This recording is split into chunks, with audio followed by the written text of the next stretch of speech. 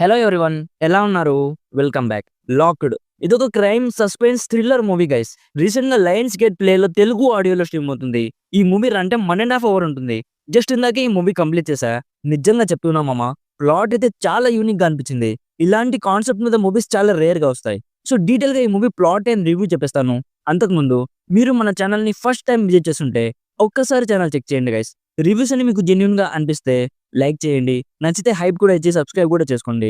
ఇలాంటి genuine reviews నేను ఇస్తూనే ఉంటాను. సింపుల్ గా ఈ మూవీ ప్లాట్ ఏంటంటే, ఇందులో ఎడ్డీ అని ఒక స్టోరీ చూపిస్తాడు. తన లైఫ్ లో చాలా బ్యాడ్ ఫేస్ లో ఉంటాడు. సో ఒక రోజు ఒక వెరీ కాస్ట్లీ కార్ ని దొంగలిద్దాం అనుకుంటాడు. సో ఈ ప్రాసెస్ లో ఆ కార్ లోపలికి వెళ్ళిపోతాడు.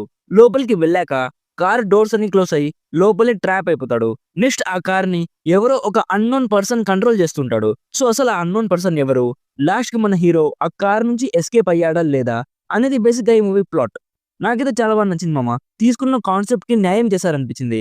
చాలా యూనిక్ గా అనిపించింది. Through out the movie engaging గా ఉంటుంది. జస్ట్ కాన్సెప్ట్ యూనిక్ గా ఉందని కాదు, స్క్రీన్ ప్లే కూడా చాలా ఇంట్రెస్టింగ్ గా ఉంటుంది. స్టోరీ ప్రోగ్రెస్ అయ్యే ప్రాసెస్ అయితే చాలా ఇంటెన్స్ గా ఉంటుంది గైస్. ఒక అన్ఈజీ ఫీలింగ్ కలిగింది. జస్ట్ ఎండింగ్ కొంచెం సింపుల్ గా అయిపోయింది అనిపించింది. ఇంకేమైనా జరుగుతుందేమో అని ఎక్స్పెక్ట్ చేశా, బట్ అలా ఏం లేదు.